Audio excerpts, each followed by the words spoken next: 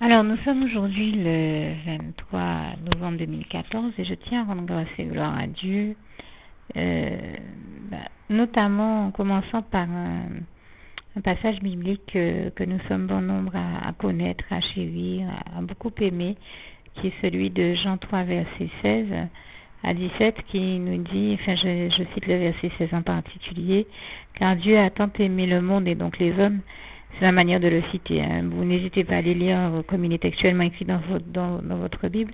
Car Dieu a tant aimé les hommes qu'il a donné son Fils unique, Jésus-Christ, afin que quiconque croit en lui ne périsse point, mais ait la vie éternelle. Eh bien, je rends grâce et gloire à Dieu parce que je crois que très souvent, quand nous venons au Seigneur, je parle ici vraiment des jeunes chrétiens, on ne s'imagine pas comment, quand on vient sincèrement, je dis bien quand on est sincère avec Dieu, dans son cœur, qu'on a sincèrement ouvert son cœur, cherché à connaître Dieu, à découvrir Dieu et à développer avec lui une relation d'amour, d'intimité, de complicité, eh bien, on ne s'imagine pas quand on vient au Seigneur à quel point Dieu met en nous la vie éternelle. Je crois que on ne s'imagine pas de la force extraordinaire et de la toute-puissance de Dieu qui s'exprime dans ces cas-là en nous. On ne s'imagine pas à quel point Dieu vit en nous et à quel point il nous bénit réellement de la vie éternelle.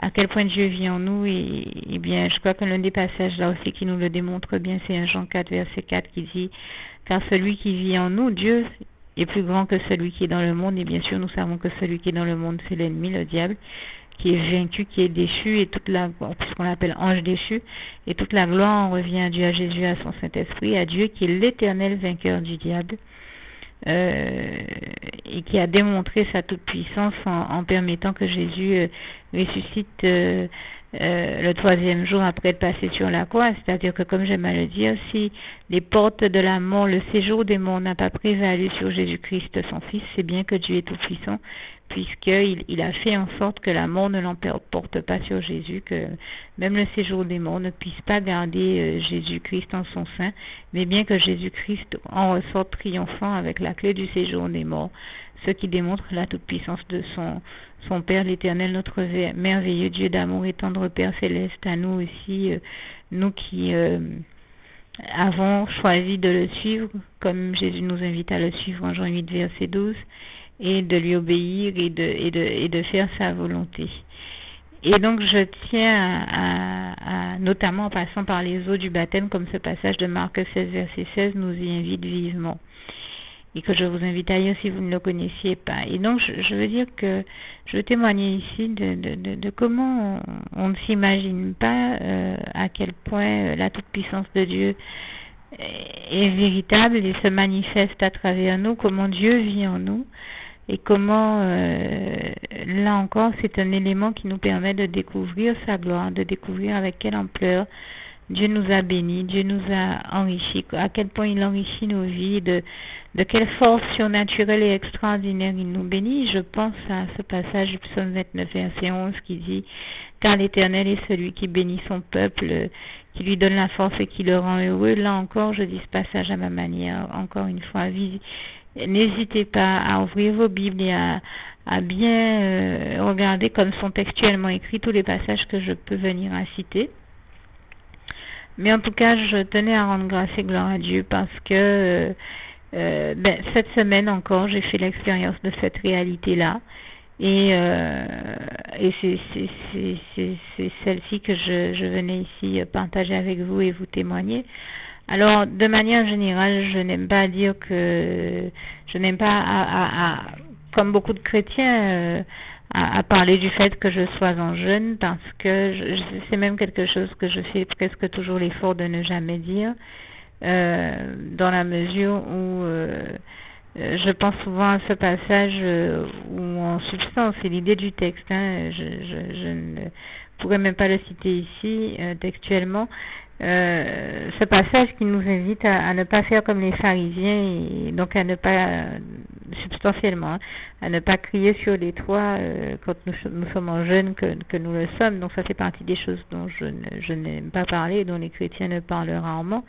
Et justement, le fond du problème, c'est que comme personne n'en parle, comme personne ne parle jamais de cette réalité-là, on se retrouve très souvent à être dans quelque chose où eh ben, personne n'en parle, personne ne parle de ces réalités-là, et ça fait que ben, si un jeune chrétien arrive, tout comme ça m'est arrivé, il y a une partie de ces réalités de la vie chrétienne-là que certains chrétiens ignorent. Le jeûne fait partie de la discipline de vie du chrétien, mais si personne ne lui témoigne jamais de comment le jeûne se déroule ou comment, quelles réalités ils sont attachés, eh bien, il peut avoir du mal à les vivre en pratique si on ne prend pas le temps de lui expliquer correctement ces réalités-là. Et c'est vrai qu'il m'est arrivé de me dire, mais pourquoi personne ne m'a jamais parlé de ça? Pourquoi personne ne m'a jamais dit comment ça se passait, comment ça se déroulait? Eh bien, je n'entends pas ici rentrer dans tous les détails. Peut-être qu'il aurait fallu traiter pour aborder correctement la question. Mais je sais que j'ai déjà fait un petit témoignage sur la question du jeûne.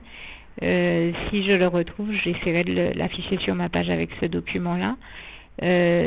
Sachant que j'ai oublié de le dire, hein, peut-être que quand j'ai fait l'enregistrement sur la question du jeûne, bien entendu, il y a différents types de jeûnes, je sais l'avoir précisé, et certains jeûnes sont des jeûnes que l'on fait en ne mangeant pas pendant un certain nombre d'heures sur une plage horaire que l'on définit avec le Seigneur avant de rentrer dans le jeûne, mais qui sont des jeûnes dans lesquels si l'on ne mange pas, on peut boire de l'eau. Et comme je l'avais précisé, de l'eau uniquement et pas d'autres boissons du genre café, thé ou boissons pétillantes, encore moins boissons pétillantes et autre chose. Donc on ne peut boire que de l'eau. Mais d'autres jeûnes permettent d'autres jeûnes ne permettent pas de boire, dans la mesure où ce sont des jeûnes à sec, où là on ne mange pas et on ne boit pas. Et c'est là aussi Dieu qui définit le temps et la durée de ces jeûnes-là. Alors, bien entendu, encore une fois, je le dis ici, je ne suis pas en train de demander à qui que ce soit de se mettre en jeûne, d'autant que nous savons que, en tout cas personnellement, je n'entends pas dire à X, Y ou Z de se mettre en jeûne, puisque nous savons que c'est le Saint-Esprit qui nous conduit, le Saint-Esprit de Dieu qui nous conduit et qui nous fait savoir à quel moment il est bon de se mettre en jeûne et sur pendant quelle durée, quels horaires et quelle durée. Donc je laisse le Saint-Esprit vous indiquer cela, ce n'est pas le but de mon propos ici. Et mon propos serait tout simplement de vous dire de vous laisser guider et conduire par le Saint-Esprit qui vous fera savoir quel est le bon moment et quelle est la bonne durée pour que vous soyez en train de jeûner. Et puis s'il s'agit pour vous de faire un jeûne dans lequel vous pouvez vous pouvez boire, ou s'il s'agit de faire un jeûne sec. Mais c'est vrai que de manière générale, quand vous n'êtes pas en jeûne sec, n'hésitez pas à correctement vous hydrater, parce que c'est vrai que si l'on jeûne régulièrement, il est quand même recommandé de correctement s'hydrater et de faire tout ce que l'on peut pour maintenir sa santé au mieux dans ces cas-là. Par ailleurs, et si j'en parle ici, c'est parce que je prends les questions spirituelles avant tout très au sérieux, mais aussi les questions de santé très au sérieux, puisque nous savons que Dieu nous dit de nous soigner et qu'il guérira. Donc, lui-même prend tendrement soin de nous et de notre santé. Nous devons faire de même et tout faire pour ne même pas avoir à tomber malade, tout en sachant que même si dans le pire des cas, il nous arrivait d'être malade, l'Éternel, notre merveilleux Dieu d'amour, est celui qui nous guérit de toute maladie, comme le psaume 103, versets 3 à 4,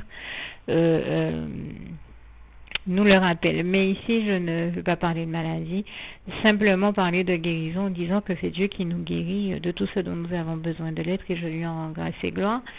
Et je lui rends grâce et gloire justement puisque je parle de questions de santé pour une expérience que j'ai vécue encore cette semaine qui démontre à quel point à mes yeux il agit puissamment en moi, dans la mesure où je ne sais pas si vous avez déjà fait cette expérience. Pour certaines personnes,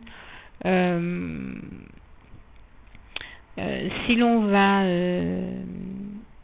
faire Enfin, moi, je me suis retrouvée cette semaine dans une situation où j'ai eu une légère intervention qui nécessitait qu'on m'anesthésie localement, mais avec une dose d'anesthésie massive, parce que c'était quelque chose qui aurait pu faire mal. Et donc, euh, on m'a donné même 2 piqûres d'anesthésie pour être bien sûr que je suis correctement anesthésiée avant d'intervenir. Et c'est vrai que au moment où on l'a fait, chose qui ne m'était jamais arrivée dans ma vie, j'étais en jeûne. Et c'est vrai qu'il m'est arrivé qu'on me demande pour certaines analyses ou certaines interventions d'arriver à jeun, mais pas en jeûne. Arriver à jeun en ayant mangé la veille au soir, c'est une chose, mais être en jeûne depuis plusieurs jours et prendre 2 piqûres d'anesthésie massive, c'en est une autre. Et donc, je m'interpellais beaucoup, cette situation-là m'interpellait beaucoup parce que je me disais, là, ça fait déjà presque une semaine quand même que je suis en jeûne et je ne sais pas comment je peux réagir à l'anesthésie, sachant que comment dire ça, je fais attention à ce genre de questions puisque je suis allergique à certaines substances, etc., médicamenteuses, etc., etc. Donc c'est vrai que ça m'interrogeait beaucoup, ça m'interpellait beaucoup. Et donc j'ai pensé que, tout ça m'interpellait beaucoup. Et je rends grâce et gloire à Dieu parce que, bien malgré l'anesthésie, comme je dis, ça m'est arrivé, moi, d'aller prendre une anesthésie à jeun et non en jeûne, et même à jeun d'avoir ensuite la tête qui tourne, de ne pas être très bien. Et là, je rends grâce et gloire à Dieu qui a permis que malgré le fait que je sois en jeûne depuis plusieurs jours, je dirais même presque une semaine, et bien, et malgré l'intensité et j'ai envie de dire la massivité de cette dose d'anesthésie, eh bien, je ne sois ni malade ni quoi que ce soit d'autre. Ça s'est très bien passé et je rends grâce et gloire à Dieu. Et en l'occurrence, j'avais même pensé qu'une fois que les effets de l'anesthésie seraient passés, puisque dans ces cas-là, on vous invite à attendre plusieurs heures, au moins 4 heures, je crois, que les effets de l'anesthésie soient passés pour pouvoir vous nourrir. Et ça faisait partie des questions qui m'interpellaient. Parce que je me disais, si l'anesthésie se déroule mal, comment je vais faire pour pouvoir me nourrir après, dans la mesure où je suis en jeûne et que dans ces cas-là, je ne me nourris pas. Donc, vous voyez un peu le genre de questions que je me posais. Tout ça m'interpellait beaucoup et en fait, je rends grâce et gloire à Dieu parce que tout s'est très bien passé. Et je pensais ne plus nécessairement être en état de continuer à travailler une fois que l'anesthésie, que j'aurais eu reçu cette anesthésie.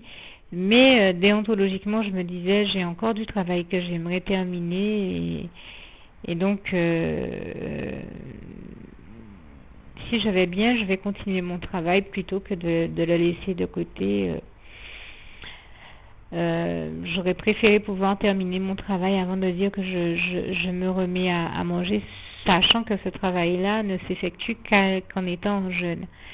Et donc, je rends grâce et gloire à Dieu parce que Dieu m'a donné la force malgré cette anesthésie massive. Une fois que les effets de l'anesthésie étaient passés, non pas de me remettre à manger, mais de rester en jeûne pour pouvoir terminer mon travail. Et même plusieurs jours plus tard, eh bien, j'étais toujours en bonne forme et en bonne santé, puisque j'avais toujours pas fini de travailler. Il a fallu que je reste en jeûne. Et Dieu m'a tout de même donné la force de continuer à travailler malgré le fait que j'avais reçu cette anesthésie. Il m'a donné la force de continuer à travailler, de rester en jeûne. Et vraiment, je dis toute la gloire revient à Dieu, à Jésus, à son Saint-Esprit. Pour moi, c'est l'une des preuves, vraiment, encore une fois, de la toute-puissance de Dieu qui s'exprime véritablement à travers nous et qui nous démontre bien. C'est bien une des fois où j'ai vraiment vu que Dieu a vraiment placé cette vie éternelle en nous, d'autant qu'en dehors d'être en jeûne depuis plusieurs jours, depuis presque une semaine, ça faisait plusieurs jours également que je ne dormais pas pour mettre les bouchées doubles dans l'espoir d'arriver à terminer mon travail. Donc plusieurs jours je ne dormais pas, je ne mangeais pas ou je ne faisais rien d'autre que de travailler, et donc on aurait pu penser que je tiendrais pas le coup en recevant de surcroît une dose d'anesthésie massive. Et bien non, ce n'a pas été le cas. Dieu m'a donné la force de tenir bon, et même plusieurs jours plus tard de continuer à rester en jeûne et aussi en jeûne et en prière. Donc je dis vraiment toute la gloire revient à Dieu, à Jésus, à son Saint-Esprit. Et je voulais vous témoigner de cette réalité-là ici, dans l'espoir que ça vous encourage, et puis que ça vous montre aussi que quand Dieu vous demande de vous mettre en jeûne ou de rester en jeûne, il s'agit de lui obéir et de lui faire une confiance totale, en sachant que s'il vous le demande, il vous donnera aussi la force de surmonter l'épreuve et de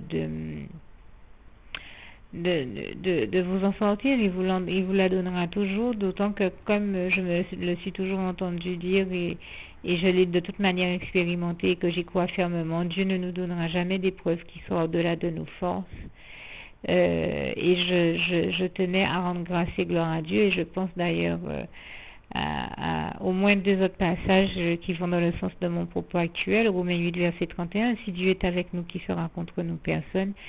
Et Romains 8 verset 37, mais en toutes ces choses comme en toute épreuve, donc nous sommes plus que vainqueurs par celui qui nous a aimés, Jésus-Christ. Et vraiment toute la gloire revient à Dieu, à Jésus, à son Saint-Esprit. Merci Seigneur, je t'aime et nous t'aimons, nous tous tes enfants. Juste une petite précision pour tous ceux qui ne sont pas encore, qui n'ont pas encore choisi la meilleure des options qui soit, qui est celle d'aller se placer, de faire le choix à soi-même, d'aller se placer dans les bras d'amour de Jésus-Christ, pour se mettre à l'abri de ce monde cruel. Eh bien, je partage avec vous la prière par le biais de laquelle on y accède. Et commence par vous rappeler également ce passage de Jean 14 verset 6 où il est écrit que Jésus-Christ est le chemin, la vérité et la vie. Nul ne vient au Père, Dieu, sans passer par le Fils Jésus-Christ, bien sûr. Je le dis à ma manière, vous regarderez comme il est actuellement écrit dans vos Bibles là encore. Et donc, n'hésitez pas à ouvrir vos cœurs à Dieu, à Jésus, à son Saint-Esprit, à être sincère avec lui et à lui adresser la prière qui suit, à lui dire tout simplement: Éternel mon Dieu, Seigneur Jésus-Christ, moi, un tel, vous dites votre nom et votre prénom, je t'accepte aujourd'hui comme mon sauveur personnel, le seul maître et roi de ma vie. Je remets toute ma vie entre tes mains, puisqu'elle t'appartient, Éternel mon Dieu, puisque tu l'as créée, cette vie. Donc tu en es donc le seul maître et propriétaire comme de tout ce qui existe dans tout l'univers. Je remets donc toute ma vie entre tes mains, je te la donne. Merci, Éternel mon Dieu, aussi de permettre que cette vie que tu m'as donnée continue à être à ta gloire, et que je continue à te servir, à t'appartenir pour l'éternité, d'éternité en éternité. Merci aussi, Seigneur, de faire que je continue donc à te servir et à t'appartenir pour l'éternité, d'éternité en éternité. Et aussi, Seigneur, de m'accorder la grâce de ton pardon et de ta miséricorde pour tous les péchés que j'ai commis tout au long de ma vie, jusqu'à la date d'aujourd'hui incluse. Et c'est au nom puissant du Seigneur Jésus-Christ que j'ai fait cette prière. Et à vous tous qui avez fait cette prière, je vous dis que Dieu vous bénisse abondamment, puissamment, richement, et surtout n'hésitez pas à la partager avec tous vos proches et contacts, amis, membres de vos familles, collègues, bien-aimés, tous ceux que vous aimez, et surtout tous ceux à qui Dieu vous mettra à cœur, avec qui Dieu vous mettra à cœur de la partager.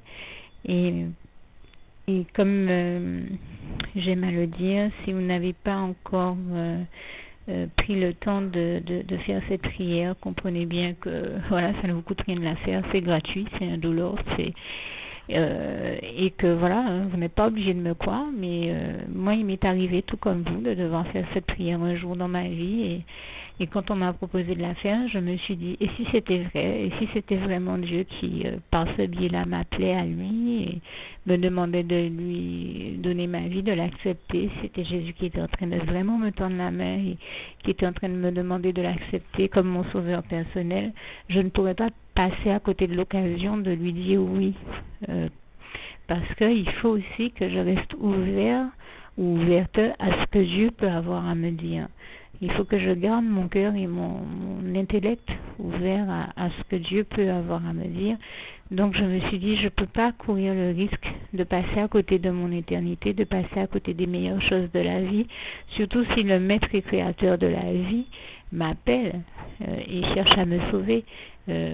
Pour être sauvé, il faut bien que je lui dise oui, que je souhaite qu'il me sauve. Oui, Seigneur Jésus-Christ, je t'accepte comme mon sauveur personnel.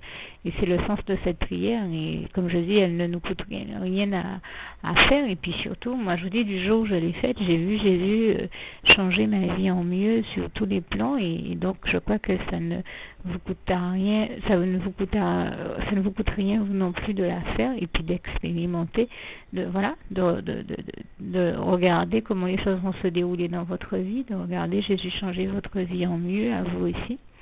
Et d'en faire l'expérience. Et pour en faire l'expérience, il faut commencer par faire cette prière. Donc si vous ne l'avez pas encore dite, réembobinez tout simplement cette vidéo ou ce document si vous préférez, réécoutez-le et dites avec moi la prière que vous m'avez entendu mentionner.